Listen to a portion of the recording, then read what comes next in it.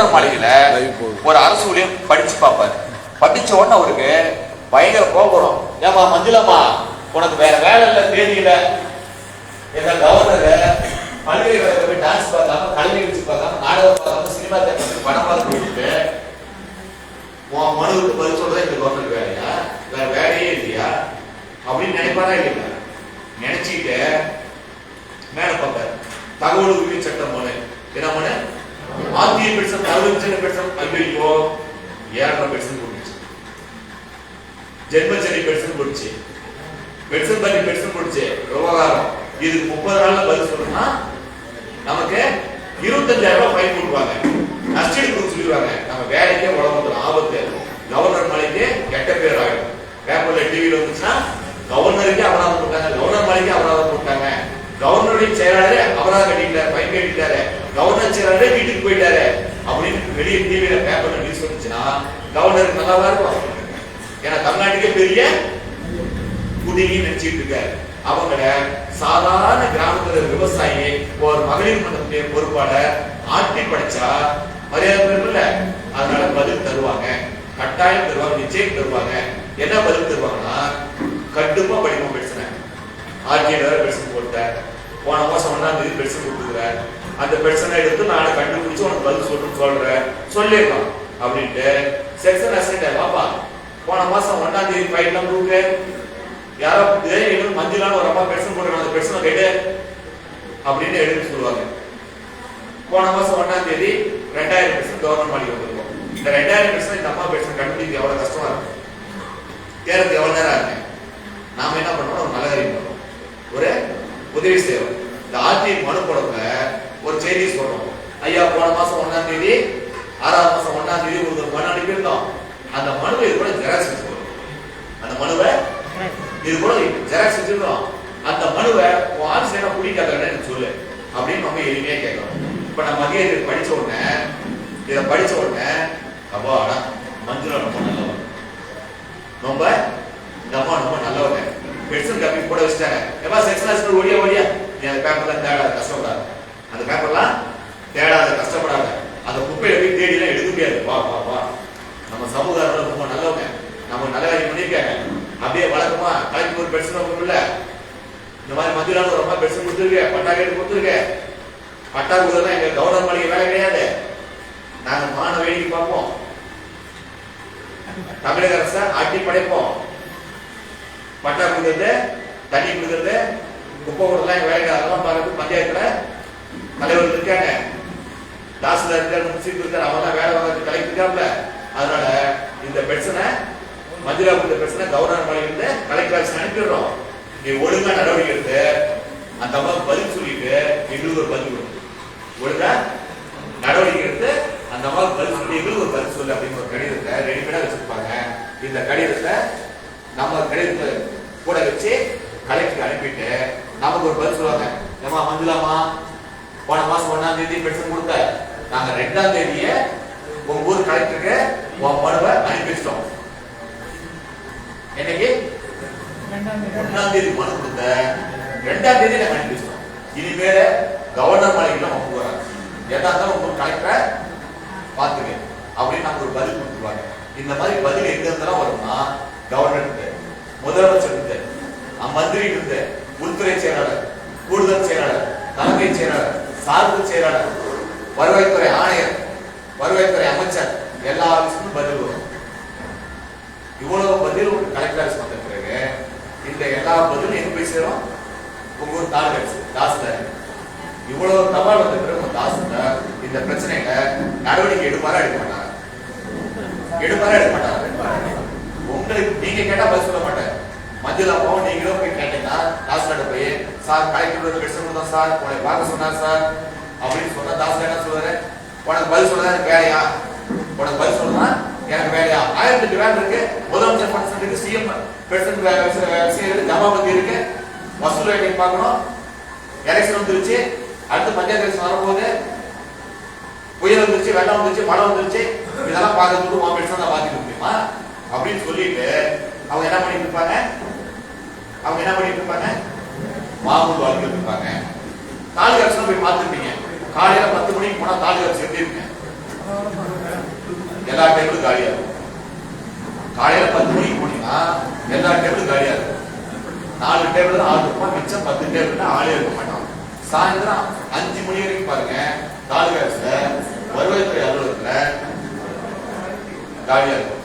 6 மணிக்கு மேல பாருங்க, தாலுகா ஆபீஸ்ல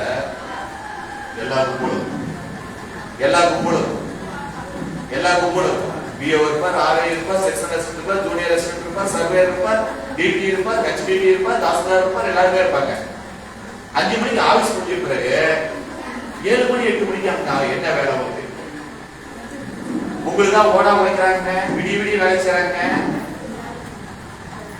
ரகசியம் உங்களுக்கு தெரியுமில்ல? விளக்கமா சொல்லுங்க. என்னங்க அது சொல்றேன், ஜோரா கை தட்டுங்க. அவங்கள போய் காசு தராம வேலை வாங்கணும் ஆசைப்பட்டா நடக்காது. இப்ப தாசில்தாருக்கு 50,000 மனு வந்துருச்சு. இந்த எல்லா பிரச்சனைக்கும் எல்லா அதிகாரிகளுக்கும் இப்ப தாசில்தார் பதில் சொல்லணுமா சொல்லக்கூடாதா? மஞ்சள் பேப்பருக்கு கவர்னருக்கு தாசில்தார் பதில் சொல்லுவாரா சொல்ல மாட்டாங்க. முதலமைச்சருக்கு பதில் சொல்லுவாரா சொல்ல மாட்டாரா? அரசாங்கத்துக்கு தலைமைச் செயலாளருக்கு, உள்துறை செயலாளருக்கு, ஐஏஎஸ் அதிகாரிக்கு நம்ம தாசில்தார் பதில் சொல்லுவாரா சொல்ல மாட்டாரா?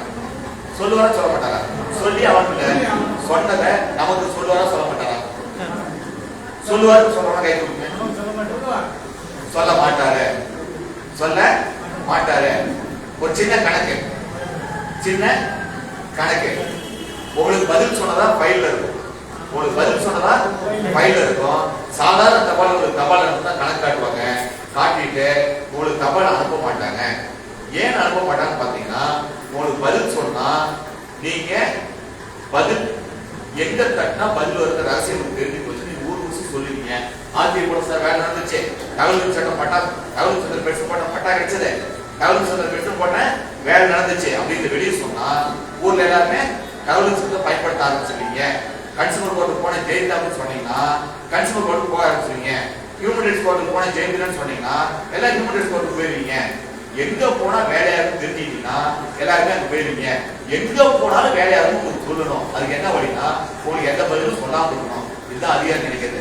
இதுல அவங்களுக்கு என்ன லாபம்னா, நான் தான் அதிகாரி காட்டிக்கிறாங்கல்ல, இன்னொரு பக்கம் அவங்க பாக்கெட்டு நம்புவோம். தாலுகா ஆபீஸ்க்கு ஒரு நாளைக்கு எவ்வளவு பேர் மனு கொடுப்பீங்க? தாலுகா ஆபீஸ்ல ஒரு நாளைக்கு எவ்வளவு பேர் மனு கொடுப்போம்? இல்ல எவ்வளவு பேர் மனு கொடுப்போம்? 100 பேர். இந்த 100 பேருக்கு பதில் சொல்றாங்க. ஒரு ஆளுக்கு பதில் சொல்றதுக்கு 5 ரூபாய் ஸ்டாம்ப். 100 பேருக்கு எவ்வளவு ஆச்சு? 500 ரூபாய். ஒரு மாசத்துல 25 நாள் எவ்வளவு ஆச்சு? ஒரு வருஷத்துக்கு 12 மாசத்துக்கு 30,000 ரூபாய். 1 லட்சம். 1 லட்சம். சரி, கம்மியாச்சு. 1 லட்சம் ரூபாய். 1 லட்சம் ரூபாய் பதில் சொல்ல செலவு பண்றாங்களா? இந்த பதில் சொல்லாம ஸ்டாம்ப் வாங்கணும். போஸ்ட் ஆஃபீஸ்க்கு 1 லட்சத்துக்கு போஸ்ட் ஆஃபீஸ்ல போய் 1 லட்சம் ரூபாய்க்கு ஸ்டாம்ப் வாங்கணும். 5 ரூபாய் ஸ்டாம்பு 1 லட்சம் ரூபாய்க்கு வாங்கணும். 1 தான் பதில் சொல்லணும் அப்படின்னு 1 லட்சம் ரூபாய் பாக்கெட் போட்டு போயிட்டே இருப்பாங்க. 1 லட்சம் வருமானம் வச்சா உங்களுக்கு பதில் சொல்லாம இருக்க கூட அவங்களுக்கு லாபம் இருக்கு. அக்காவுக்கு என்ன சந்தேகமா நம்ம மனிதனின் தலைவருக்கு ஏன் சார் போஸ்ட் ஆஃபீஸ்ல ஸ்டாம்ப் வாங்கினேன். எங்க போய் மத்திய அரசாங்க போஸ்ட் ஆஃபீஸ்ல ஸ்டாம்ப் வாங்கினேன். அதுவும் தாசில்தார் செக் கொடுத்தா ஸ்டாம்ப் வாங்கினேன். என்ன கொடுத்த செக் கொடுத்து பில்லு போட்டு காசு ஸ்டாம்ப் வாங்கினேன். போஸ்ட் ஆஃபீஸ்க்கு வாங்கிட்டு ஸ்டாம்ப எப்படி சார் ஊழல் பண்ண முடியும்? இதுதானே உங்களுக்கு சந்தேகம். ரொம்ப ஈஸி. போஸ்ட் ஆஃபீஸ்ல ஸ்டாம்ப் வாங்குவாங்க, செக் கொடுத்து ஸ்டாம்ப் வாங்குவாங்க, இதை போஸ்ட் ஆஃபீஸ்ல வித்துட்டு வந்துருவாங்க. அவ்வளவுதான். 5 ரூபாய் ஸ்டாம்ப 4 ரூபாய்க்கு வித்துட்டு வந்துருவாங்க. உங்களுக்கு யாருக்கா ஸ்டாம்ப் வேணும்னு சொன்னா வாங்கிப்பாங்க. இதுல வந்து ஃபேமஸ் மதுரை தான். மதுரை ஸ்டாம்ப்னே ஒன்று இருக்கு.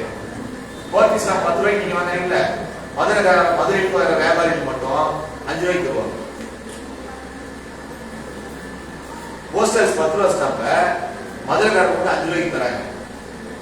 அந்த ரகசியம் தனியா சொல்றேன், லைவ் போய் சொல்லக்கூடாது. இப்ப வந்துருங்க. இப்போ மனு கொடுத்தீங்களா, பதில் வரணும்னு ஒரு பிரச்சனை வந்து இல்ல, பார்ட்டி போடணும் ஒரு பதில் வந்துருச்சா, வேலை நடக்குன்னு நான் சொல்லுவேன். வேலை நடக்குன்னு சொல்லுவேன். இப்ப பதில் வந்துருச்சு. பதில் வந்த பிறகு நீங்க கம்மி விடுவீங்களா? மறுபடியும் சாத்துவீங்கல்ல? இப்ப யோசிச்சு பாருங்க. போய் அந்த அக்கா மனு கொடுத்தாங்க. வீட்டுக்கு ஊர்ல இருக்கிற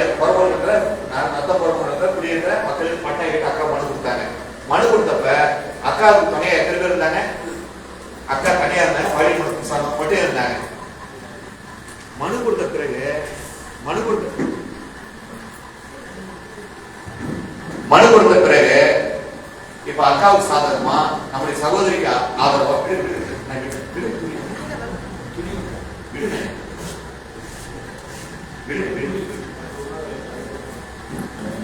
கவர்னர் மாநில கவர்னர் இந்த மனுக்கு பதில் சொல்லி காய்க்கு பதில் சொல்லிட்டாரு, கேள்வி கேட்டாரு. ஒவ்வொரு அதிகாரியும் கேள்வி கேட்டாங்க. மனு கொடுத்தப்ப நம்ம அனாதையா தனியா நின்னோம். 20 நாள் 30 நாள் கழித்து நமக்கு ஆதரவா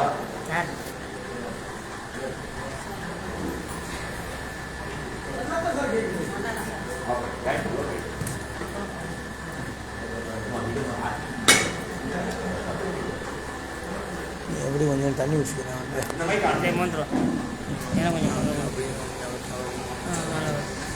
ஒரு மாதம் கழித்து நாம மந்திரம் போட்ட பிறகு மஞ்சுளாமாவுக்கு ஆதரவாக தமிழ்நாட்டுக்குரிய கொஞ்சம் கொடுத்துருங்க.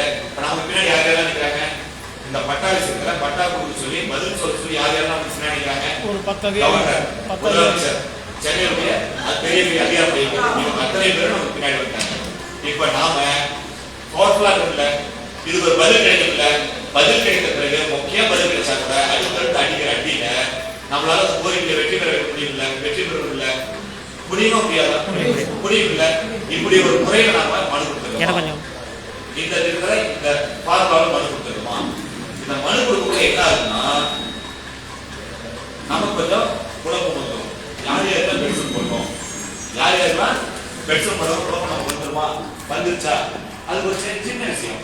நோட்டு போட்டு யார் யாரெல்லாம் மனு அனுப்பி எழுதுவீங்க, எந்த தேதியில மனு அனுப்பி குறிச்சிங்க, பதில் வந்துருச்சா பார்த்து குறிச்சு வைங்க. கவர்னர் நமக்கு கவர்னர் நம்மளதுல கொஞ்சம் பதிஞ்சு வை, நம்மளதுல கொஞ்சம் ஜூலை மாசம் 14 தேதி 40 நாள் வச்சு போட்டுக்கிறோம். ஆர்டிக்கான ஒப்புதல் கிடைச்சிருச்சா, அம்மா இதுலயே போடுவோம். என்னைக்கு பதில் வச்சு போட்டுறீங்க எழுதிங்க, இது பண்ணிக்கலாம். நாம குழப்பாம அதிகாரிகளை பழக்கிடலாம். ரொம்ப எளிமையான விஷயம். இப்போ பட்டா கேட்டு போலீஸ் ஸ்டேஷன் முன்னாடி போயிருக்கோம், காவல்துறை முன்னாடி போயிருக்கோம். காவல்துறை நமக்கு என்ன பதில் சொல்லுவாங்க, காவல்துறை நமக்கு என்ன பதில் சொல்லுவாங்க, அப்படியே அப்படியே கொஞ்ச நேரம் முடி பாருங்க. தாசாட்ட போய் கேட்டுலாம் சொல்ல மாட்டாங்க. அவர்கள் இந்த மனுவை வருவாய்த்துறைக்கும் சொல்லுவாங்க, வருவாய்த்துறை சொல்லுவாங்க. ஓடி இருக்கியா நீ ஏன் அமுக்குறது